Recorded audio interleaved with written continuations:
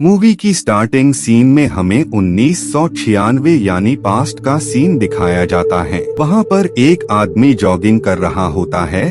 वहीं पर उसे एक गेम बोर्ड मिलता है जिसके ऊपर जुमांजी लिखा होता है। वो शख्स उस गेम को अपने बेटे को दे देता है। नाइट में जब वो बच्चा उस गेम को ओपन करता है तो उस गेम से एक तेज रोशनी निकलती है और वो वहाँ से गायब होकर गेम के अंदर चला जाता है। इसके बाद ये सीन यहीं पर कट जाता है और अब हमें प्रेजेंट का सीन दिखाया जाता है। हम एक बच्चे को देखते हैं जिसका नाम स्पेंस होता है। स्पेंस को गेमिंग में काफी इंटरेस्ट होता है। उसे डिफरेंट गेम्स खेलना अच्छा लगता था। भी को उसके दोस्त का मैसेज आता है जिसका नाम फ्रीक होता है। उस मैसेज में ये होता है कि स्पेंस, क्या तुमने मेरा होमवर्क किया? इस मैसेज को देखकर स्पेंस वापस से फ्रीक का होमवर्क करने लग जाता है। फ्रीक स्पेंस पर अपना हुक्म चलाया करता था और वो उसी से होमवर्क भी करवाता था। बाद में स्पेंस वहाँ से निकलकर एक घर के पास आ जाता है क्योंकि फ्रीक ने उससे इस घर के पास आने को कहा होता है। इधर स्कूल में हम इस मूवी की एक और कैरेक्टर से इंट्रोड्यूस होते हैं जिसका नाम मार्था होता है। इधर स्पेंस और फ्रीक को ऑफिस बुलाया जाता है क्योंकि स्पेंस ने अपने दोस्त का होमवर्क किया होता है, जिस वजह से उन दोनों को पनिशमेंट मिलती है और उन्हें स्कूल के बेसमेंट में जाने को कहा जाता है। इधर हम बेथनी को देखते हैं जो कि क्लासरूम में अपना सेलफोन यूज कर रही होती हैं, जिस वजह से उसे भी पनिशमेंट के तौर पर क्लास से बाहर निकाल दिया जाता है। इन चारों लोगों को स्कूल के बेसमेंट में भेज दिया जाता है क्योंकि इन सब ने स्कूल के किसी न किसी रूल को ब्रेक किया होता है। ये सब लोग यहाँ पर आकर काफी बोर हो गए होते हैं, इसीलिए वो वहाँ पर किसी इंटरेस्टिंग चीज की सर्च करने लगते हैं। तभी उन्हें वहाँ पर वही वीडियो गेम नजर आता है जिसके ऊपर जुमांजी लिखा होता है। इस इंटरेस्टिंग सी चीज को देखकर वो सब काफी खुश हो जाते हैं। एटलीस्ट उन्हें टाइम पास करने का कोई न कोई जरिया जो मिल गया होता है। खैर वो इस गेम को खेलने का डिसाइड करते हैं। तभी गेम में कोई खराबी आ जाती है जिस वजह से वो बंद पड़ जाता है। लेकिन अगले ही पल उनसे साथ एक अजीब चीज होने लगती है। वो सब आहिस्ता आहिस्ता करके गेम के अंदर चले जाते हैं और वो सब गेम के अलग अलग कैरेक्टर्स में बदल जाते हैं। ये देखकर ये सब काफी शॉक हो जाते हैं क्योंकि इन्हें इन सब के बारे में कुछ भी समझ नहीं आ रहा होता है कि ये सब गेम के अंदर कैसे आ गए। स्पेंस काफी पावरफुल आदमी में तब्दील हो गया होता है। फ्रीक एक छोटे कद के आदमी में, बेथनी प्रोफेसर में और मार्था एक और कैरेक्टर में बदल जाती हैं। प्रोफेसर नदी के पास होते हैं तभी उन्हें एक जायंट खा लेता है, लेकिन अगले पल ही वो प्रोफेसर वापस से आ जाते हैं। तभी उनकी नजर अपने हाथ पर बने 3 लाइफ लाइन्स पर पड़ती है जो कि असल में इनकी लाइफ लाइन्स होती हैं, लेकिन प्रोफेसर के पास अब सिर्फ 2 ही होती हैं क्योंकि एक उसने यूज कर लिया होता है। तभी वहाँ पर इन सब से मिलने एक शख्स आता है और वो उन्हें बताता है कि आप सबको यहाँ पर एक मकसद से लाया गया है। दरअसल जुमांजी फॉरेस्ट में एक ग्रीन स्टोन है जिसे एक शख्स ने अपने कुछ साथियों के साथ वहाँ से निकाल लिया, जिस वजह से ये पूरा फॉरेस्ट शापित हो गया। आप सब लोगों को किसी भी तरह से उस स्टोन को वापस से उसकी जगह पर रखना है। आप सबके पास सिर्फ 3 ही लाइफ लाइन्स हैं। तुम्हें इन लाइफ लाइन्स के खत्म होने से पहले ही इस मिशन को पूरा करना होगा और अगर तुम ऐसा करने में नाकामयाब हो गए तो तुम सब हमेशा के लिए गेम में ही फंसकर रह जाओगे। उसी दौरान वो शख्स उन्हें वही स्टोन देता है और साथ ही वो मैप भी देता है, जिसके बाद वो वहाँ से निकल जाता है। ये सब उस मैप को देखकर उस स्टोन की लोकेशन तक पहुँचने का मैप समझ रहे होते हैं, लेकिन ये मैप वहाँ तक पहुँचने का सिर्फ एक ही हिस्सा होता है और दूसरा हिस्सा इन्हें ढूंढना होगा। उसी दौरान उन्हें अपनी पावर्स और अपनी वीकनेस का पता लगता है। तभी वहाँ पर कुछ लोग आ जाते हैं जो कि बाइक पर होते हैं। वो उन लोगों पर अटैक कर देते हैं जिस वजह से स्पेंस और उसकी टीम को वहां से भागना पड़ता है और साथ ही वो लोग उनकी गोली से खुद को सेव भी कर रहे होते हैं। लेकिन उसी दौरान मार्था को ये पता लग जाता है कि उसे एक बुलेट लगी है, जिस वजह से उसकी डेथ हो जाती है। लेकिन अगले ही पल वो वापस से आ जाती हैं। लेकिन अब उसकी भी 2 लाइफलाइंस ही बची होती हैं।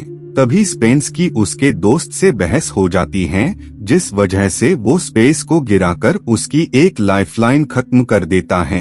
खैर, बाद में ये सब लोग अपने सफर की तरफ आगे बढ़ने लगते हैं। वहीं पर उन्हें एक बच्चा मिलता है जो कि उन सबको एक रूम में ले आता है और वो उनसे कहता है कि अगला क्लू तुम लोगों के सामने है। और इतना कहते ही वो वहाँ से निकल जाता है। उन सबको एक बास्केट के अलावा वहाँ पर कुछ भी नजर नहीं आ रहा होता है। इसीलिए जब स्पेंस उस बास्केट को ओपन करता है तो उसे वहाँ पर एक स्नेक नजर आता है जो कि उन पर अटैक करने वाला होता है। लेकिन तभी स्पेस उस स्नेक को पकड़ लेता है ताकि वो किसी को भी बाइट न करने पाए। उसी टोकरी में उन्हें एक पेपर के साथ एक एलिफेंट भी मिलता है। इससे पहले कि वो कुछ समझ पाते, उससे पहले ही वहाँ कुछ लोग आ जाते हैं जो कि उस स्टोन को उनसे हासिल करने आए होते हैं। वो लोग किसी तरह उन लोगों से खुद को सेव करने की कोशिश कर रहे होते हैं। तभी वहाँ पर एक शख्स आ जाता है जो कि स्पेंस और उसकी टीम को उन लोगों से बचाकर एक केव के रास्ते से आगे बढ़ रहा होता है। लेकिन उस केव में भी अलग अलग ट्रैप्स लगे होते हैं।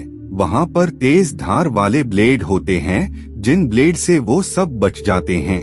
लेकिन ट्रैप्स अभी खत्म नहीं हुए होते हैं क्योंकि आगे एक ऐसी रिवर होती है जिसमें काफी डेंजरस क्रोकोडाइल होते हैं। लेकिन वो लोग वहाँ से किसी तरह खुद को सेव कर लेते हैं और बाद में वो सब लोग एक डोर से वहाँ से निकल जाते हैं। एलेक्स उन्हें बताता है कि वो काफी टाइम से गेम के अंदर ही हैं। इतने टाइम यहाँ पर रहने के कारण ही एलेक्स के पास बस अब एक ही लाइफलाइन होती है। और यहाँ हमें पता लगता है कि मैप के जिस आधे हिस्से की वो लोग सर्च कर रहे हैं वो असल में कोई और नहीं बल्कि एलेक्स होता है। एलेक्स असल में वही शख्स होता है जो कि हमें मूवी की स्टार्टिंग सीन में दिखाया जाता है।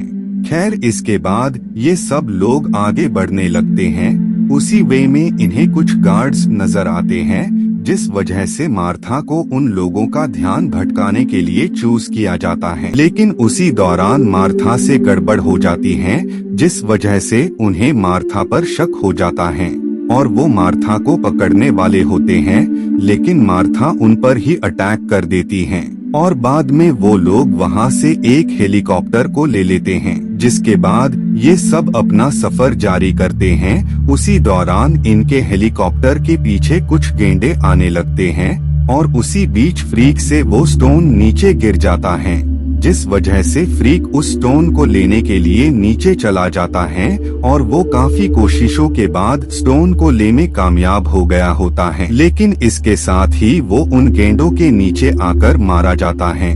लेकिन जल्द ही वो लाइफलाइन की वजह से वापस से अलाइव हो जाता है और उसे वो पकड़कर नीचे गिरने से बचा लेता है। जिसके बाद ये सब के सब उस प्लेस पर आ गए होते हैं जहाँ पर इन्हें उस स्टोन को वापस उसकी जगह पर रखना होता है। वो सब आगे की तरफ बढ़ने लगते हैं। तभी कुछ एनिमल स्पेंस पर अटैक कर देते हैं और बाद में वो उसे मार देते हैं।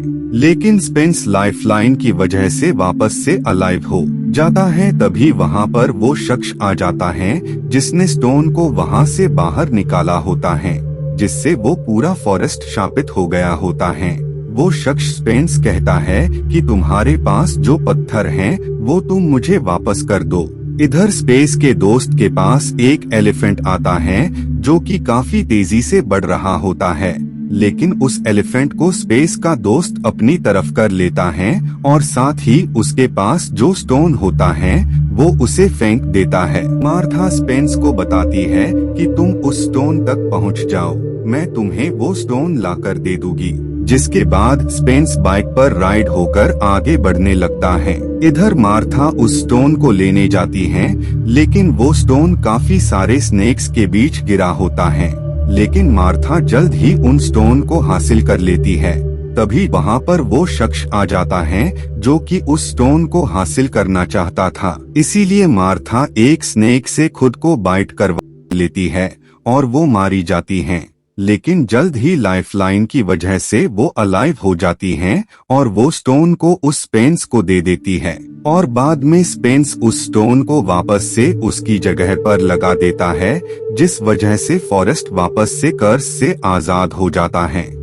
वो शख्स दोबारा से आ जाता है और वो उन्हें उनकी दुनिया में वापस से भेज देता है। मूवी के लास्ट सीन में हम एलेक्स को देखते हैं और साथ ही हम उन सब को भी देखते हैं और इसी के साथ ये मूवी यहीं पर एंड हो जाती है। Thank you so much for watching.